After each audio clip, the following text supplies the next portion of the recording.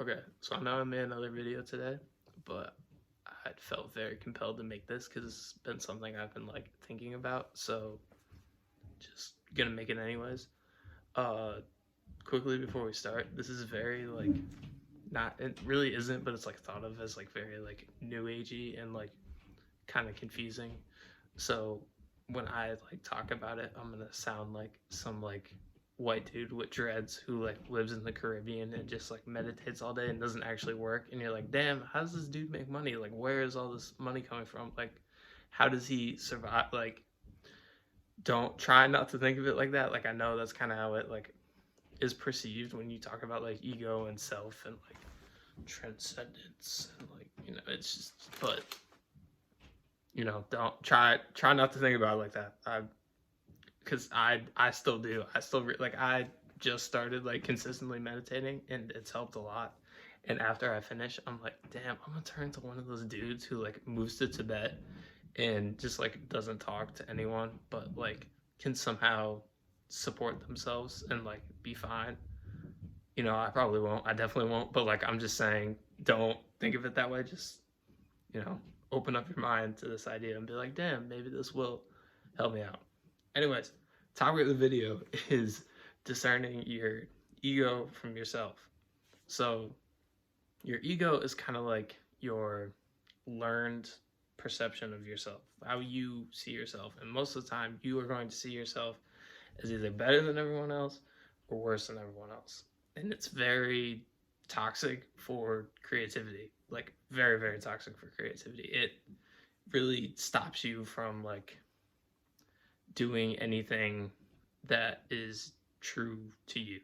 So like if you're like you have really low self assurance or self esteem, your ego is like, damn, I'm worse than everyone else. When you put things out, you're going to be very like timid and kind of taken aback and fragile. Like creating stuff in general is a vulnerable activity. You don't want to be fragile on top of that.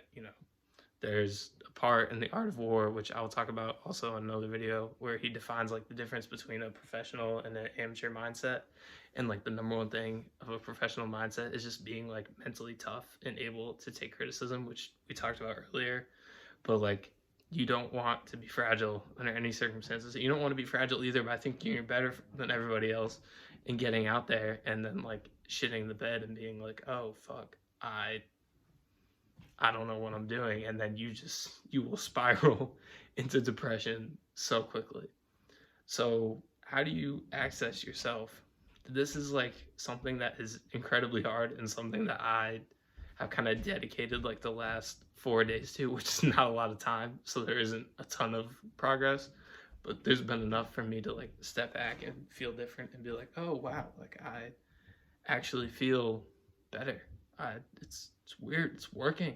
Oh my God, all that stuff that I've been reading, it actually works. Like maybe I should have listened to them earlier. But a couple things.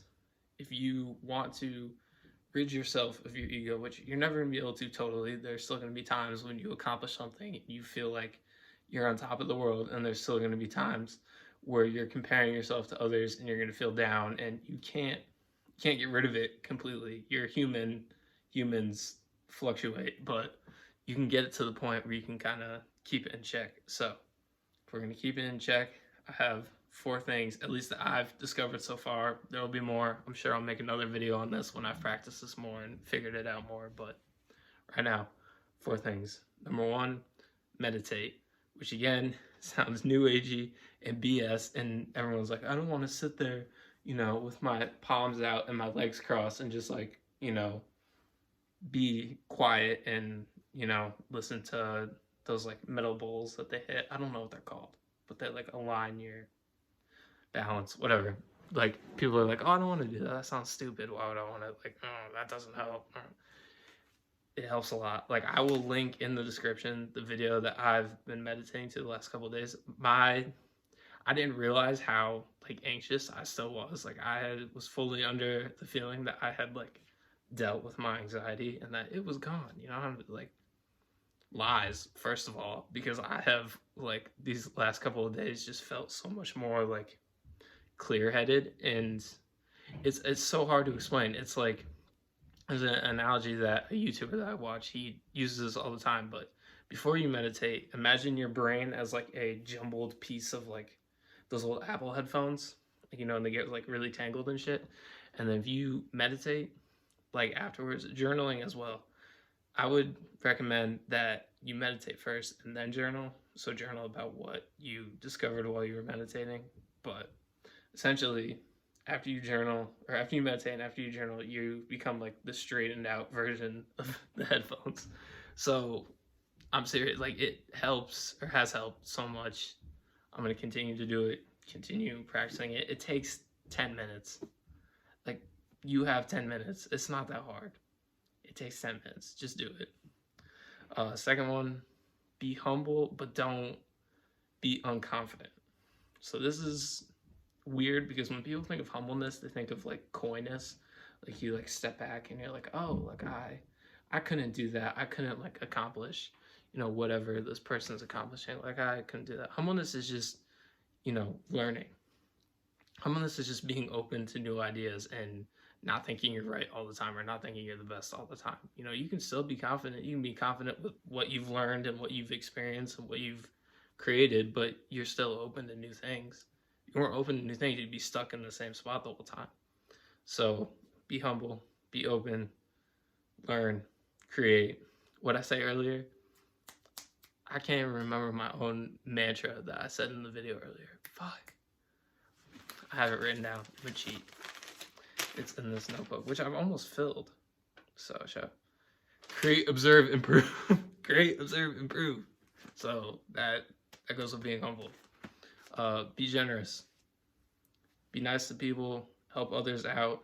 This will help opportunities come to you because, you know, the golden rule. If you help out others, others will help you out again. That's not the golden rule, but it's close to it. I forget what the actual like golden rule is.